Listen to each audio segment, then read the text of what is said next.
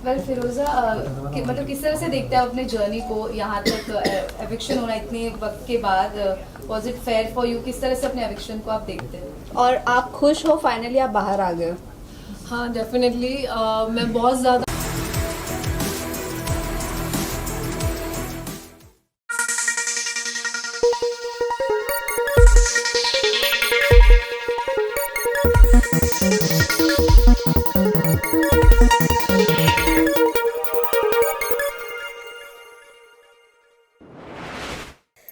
भारत जैसे लोकतांत्रिक देश में नरेंद्र मोदी की सरकार ने जनता जनार्दन के लिए बहुत सी तब्दीलियां की हैं हमारे देश के संविधान में।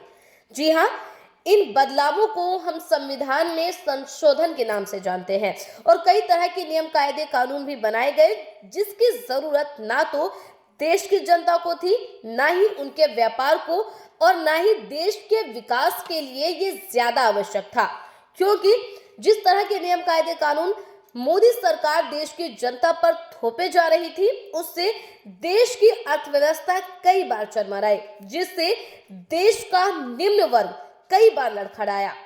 लेकिन बावजूद इसके प्रधानमंत्री नरेंद्र मोदी एक लोकतांत्रिक देश में जिस तरह से निरंकुश होकर काम कर रही है, ये सबके लिए एग्जाम्पल है कि कैसे एक लोकतांत्रिक देश पर अब खतरा मंडराता जा रहा है। ये खतरा उस घनघोर बादल की तरह है जिसके फटने के चांसेस बहुत ज्यादा है, लेकिन जनता अभी भी खामोशी अख्तियार किए बैठी है। अब तक नरेंद्र मोदी की सरकार जनता जनार्दन से जुड़े फैसले करती थी, अपने अनुरूप, अपने फायदों के अनुरूप संविधान में संशोधन कर रही थी, जिसके तहत वो अपने एजेंडे को साध सके और एक तरफा वोट बैंक जो है अपने लिए तैयार कर सके, जिसमें वो हद तक के कामयाब भी दिखाई दे रही है। लेकिन अब नरेंद्र मोदी सरकार की हिमाकत को देख लीजिए, जो कल तक देश की आम जनता के लिए फैसले लेती थी, वो ही सरकार अब देश के राज्यसभा सांसदों के लिए, जी हाँ, राज्यसभा सांसदों के लिए फैसले ले रही है,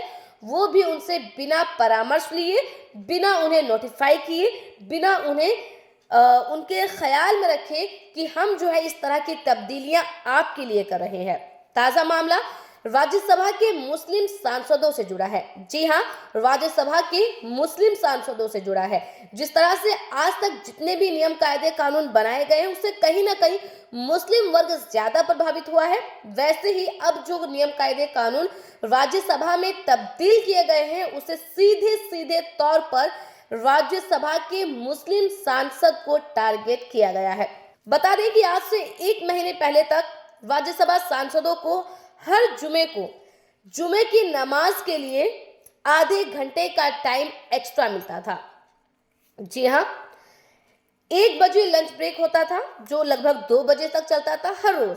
लेकिन जिस दिन जुमे का दिन पड़ता था उस दिन ये जो लंच ब्रेक है इसकी अवधि, इसका टाइम पीरियड जो है आधे घंटे बढ़ा दिया जाता था, ताकि जो मुस्लिम राज्यसभा सांसद है वो जुमे की नमाज की अदायगी कर पाए। लेकिन अब ये खुलकर सामने आ चुका है कि मुस्लिम राज्यसभा सांसदों की ये छुट्टी कटौती कर दी गई है, इस छुट्टी को काट दिया गया है, यानी कि अब सिर्फ और सिर्फ लंच टाइम जो 1 से 2 मिलती थी वही रहेगी और जुमे की जो स्पेशल नमाज के लिए आधे घंटे का डिले दिया जाता था वो अब नहीं दिया जाएगा। क्या है पूरा मामला, आइए आपको बताते हैं।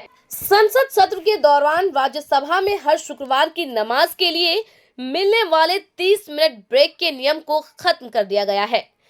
ये व्यवस्था राज्यसभा के सभापति और उपराष्ट्रपति जगदीप धनखड़ ने दी है। बता दें कि राज्यसभा में हर शुक्रवार को लंच ब्रेक 1 से 2:30 बजे तक का होता था, जबकि लोकसभा में लंच ब्रेक 1 से 2 बजे तक का होता है। राज्यसभा में अतिरिक्त आधा घंटा, यानी कि राज्यसभा में जो एक्स्ट्रा आधा घंटा नमाज के लिए दिया जाता था। दरअसल 8 दिसंबर को डीएमके सांसदों ने राज्यसभा में मुस्लिम सांसदों के लिए जुमे की नमाज का ब्रेक का मुद्दा उठाया। इस पर सभापति धनखड़ ने बताया कि 60 से 70 साल से चले आ रहे नियम में अब बदलाव हो चुका है। लोकसभा की तरह अब राज्यसभा में भी नमाज के लिए ब्रेक नहीं दिया जाएगा।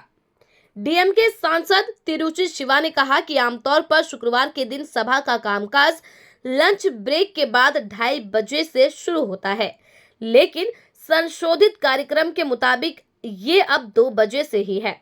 ये निर्णय कब लिया गया, इसके बारे में सदन के सदस्य नहीं जानते कि ये बदलाव क्यों हुआ। इस पर सभापति ने कहा कि ये बदलाव पहले ही मेरी ओर से किया जा चुका है। लोकसभा में कार्यवाही 2 बजे से होती है। लोकसभा और राज्यसभा दोनों ही संसद का हिस्सा है। काम में समय में समानता हो, इसलिए मैंने पहले ही इस बारे में नियम बना दिए थे। उपराष्ट्रपति के स्पष्टीकरण से डीएमके के मुस्लिम सांसद एम मोहम्मद अब्दुल्ला ने नाराजगी जताई। अब्दुल्ला ने कहा, सर, हर शुक्रवार को मुस्लिम सदस्य नमाज पढ़ने के लिए जाते हैं, इसलिए इस दिन सदन शुरू करने के लिए 2:30 बजे का समय निर्धारित है। सभापति ने उनकी बातें सुनने के बाद बैठने को कहा। लोकसभा के साथ एकरूपता करने के लिए 1 साल पहले ही सदन के समय में बदलाव कर दिया गया था, इसमें कुछ भी नया नहीं है। Yes. So normally the convention is that on Fridays the afternoon session commences at 2:30, sir. But today in the revised list of business we have received as 2 p.m., sir. When such a decision was arrived, members were not aware, and why such a change, sir? We would like to know, sir. Please, thank you. Honorable members, this is not being done from today. This has already been done earlier by me, and reason was given. Lok Sabha sits at 2 p.m. Lok Sabha and Rajya Sabha, being integral part of Parliament, need to adhere to the same time to the extent possible. And therefore it was 2 p.m. on an earlier occasion as directed by me. So this is not a beginning today. Practice for such a long time, for 60, 70 years. What are you saying? What? Sit down first, one at a time. Sit down. Yes. 2:30 was made for the purpose of Muslim member for their Jummah on Friday. It was Okay, the I get practice. your point. Yes, sir. Honorable members, both Lok Sabha, sit down now, I'm addressing the issue. Both Lok Sabha and Rajya Sabha have members drawn from all sections of the society. Lok Sabha sits at 2 p.m. There are members from every segment. Consciously, after due deliberation, I had effected it, indicated to the House, and this was already in place on the last session. तो सुना आपने, कितनी बेबाकी से सभापति ने कह दिया कि ये नियम उन्होंने 1 साल पहले ही बना दिया था, और आज तक जो है राज्यसभा के मुस्लिम सांसदों को ना ही किसी और सांसद को इस बारे में जानकारी थी कि इस तरह के नियम कायदे कानूनों में तब्दीली की गई है, और एक और झटका जो है मुस्लिम समाज को देने की कोशिश की गई है और लगभग दे भी दिया गया है, क्योंकि नमाज का समय कैंसिल कर दिया गया और इसकी जो वजह है ना तो बताना ही मुनासिब समझा गया और ना ही उनसे ये जानकारी ही ली गई कि जो हम संशोधन कर रहे हैं ये आपके हिसाब से कितना सही है, कितना गलत है। ना भी करते या कर भी लेते तो कम से कम जो राज्यसभा सांसद है उनकी एक मत राय क्या थी ये भी जानना जरूरी था, जिसकी जरूरत ना तो राज्यसभा के सभापति ने ही समझी जरूरत इसकी और ना ही राज्यसभा के उपराष्ट्रपति ने। बहरहाल इस पूरी वीडियो पर और इस पूरे संशोधन पर आपकी क्या कुछ राय है हमें कमेंट कर जरूर बताएं। वीडियो को लाइक करें, शेयर करें ताकि ये एक और खास मालूमात जो है ज्यादा से ज्यादा लोगों तक पहुंच सके। बहरहाल आज की इस वीडियो में इतना ही, मुझे दीजिए इजाजत, मिलते हैं किसी और वीडियो के साथ, तब तक के लिए।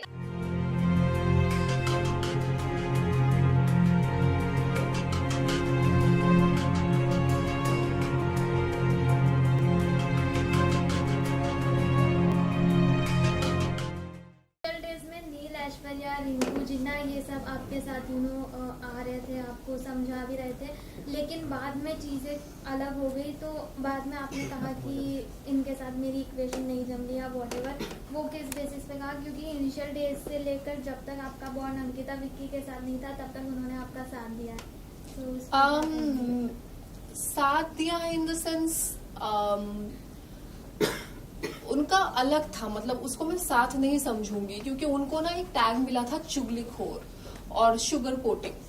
तो वीकेंड के वार पे बेसिकली उनको ये फीडबैक मिला था और कहीं ना कहीं ये मुझे भी पता चला कि वो सामने से कुछ और है और मेरे पीठ पीछे कुछ और बातें कर रहे थे। कभी अच्छाई भी कर रहे थे, बुराई भी कर रहे थे, लेकिन मैं ऐसी हूं ना कि मैं वहां पे किसी को ऐसा नहीं देखती कि ये किसका क्या स्टेटस है या किसका क्या एज है या everything is equal for me.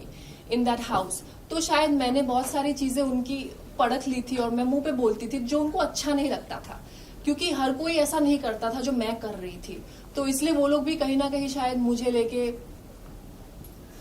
थोड़ा सा, कैसे बताऊं, इनसिक्योर तो नहीं बोलूंगी, ठीक है, लेकिन मतलब मुझे दबाने की कोशिश कर रहे थे।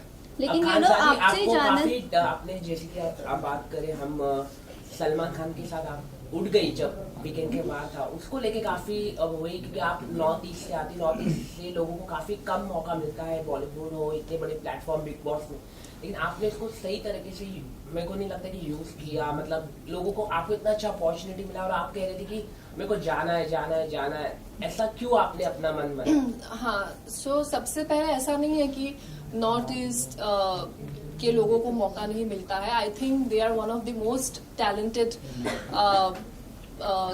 पीपल, ठीक है, स्पेशली मतलब एंटरटेनमेंट इसमें। तो मुझे लगता है कि बहुत लोग बहुत कुछ कर रहे हैं और मैं भी उनमें से एक हूँ। तो I was never been ungrateful about the show, it was just that कि शायद मैं कुछ चीज़ों से अभी भी हील नहीं हुई हूँ एंड वो चीज़ मुझे फिर से सामना करना पड़ा और मैं टूट गई। ओके, आपके मेडिकल इश्यूज को लेकर बहुत बड़ा जो भी हुआ था टॉपिक निकला था, बट उसके बाद आप काफी ज्यादा लो दिखी, आपका इंटरेस्ट दिखा ही नहीं शो में। आपको आपके फैंस पर या ऑडियंस पर इतना भरोसा नहीं था कि वो डिफेंस करेंगे आपके लिए बाहर? बिल्कुल नहीं था, क्योंकि तब जब मैं बिग बॉस आई थी मुझे कोई जानते भी नहीं थे। नियर अबाउट मेरे पास, एक तो मैं बिल्कुल एक्टिव नहीं हूँ सोशल मीडिया में, तो यही इसलिए मैं आपको बोला हाँ। कि नॉर्थ ईस्ट को ज्यादा, आप खुद ही अभी आपने मान लिया क्या कि ज्यादा अपॉर्चुनिटी इतने बड़े प्लेटफॉर्म में नहीं मिलता है। वही मैं आपको कह रहा, आपने खुद डिनाई किया, आपने खुद मान लिया क्या चीज मान लिया मैंने? कि ज्यादा अपॉर्चुनिटी नहीं मिलता, नॉर्थ ईस्ट के जो एक्टर्स होते हैं इतने बड़े लाइमलाइट नहीं मिलता, और आपने उसे मैंने कहा मान लिया, मैंने माना ही नहीं। अभी आपने कहा कि आपकी फैन फॉलोइंग नहीं है, तो आपको उन पे भरोसा नहीं था ऑडियंस। मेरी यहाँ पे फैन फॉलोइंग नहीं होना और मौका नहीं मिलना की बात क्या है? मौका इतने बड़े प्लेटफॉर्म में नहीं मिलता है ना मैडम, वही तो मैं कह रहा हूँ। नहीं, ऐसा नहीं है, ऐसा बिल्कुल नहीं है, मैंने ऐसा बिल्कुल नहीं कहा है। मैंने बस इतना कहा है कि मेरी फैन फॉलोइंग कम थी because I was not active socially, और फिर उसके बाद अभी मुझे वो चीज़ दिख रही है कि people are loving me, like unconditionally supporting me. मुझे ऐसा कहीं ना कहीं लग रहा था कि शायद अगर पूरे घर मेरे अगेंस्ट था तो शायद मैं नेगेटिव हूँ, मतलब मुझे खुद पे भी भरोसा नहीं आ रहा था वहाँ पे। मुझे ऐसा लग रहा था कि शायद ये लोग सच कह रहे हैं घर वाले कि actually I was looking negative, but यहाँ बाहर आने के बाद में पता चला कि it was nothing like that, so I am happy. आगे की क्या प्लानिंग है, कुछ अगर आप बता सकते? नई फिल्म में फिल्म करना, क्या कहाँ पे? फिल्म करना तो फिल्म का तो मैंने अभी नहीं सोचा है, लेकिन मैं जो मेरा म्यूजिक है जैसे मैं हमेशा कहती हूँ कि music is my weapon, music को लेके मैं कहीं भी जा सकती हूँ, मुझे किसी चीज़ का डर नहीं है। अगर म्यूजिक मेरे साथ है तो मैं इस चीज़ को आगे लेके जाना चाहती हूँ, और आप लोगों को बहुत सारी चीज़ें देखने को मिलेगा, बहुत सारे सरप्राइजेस ला रही हूँ मैं, so stay tuned. Best of luck. Thank you so much. Thank you.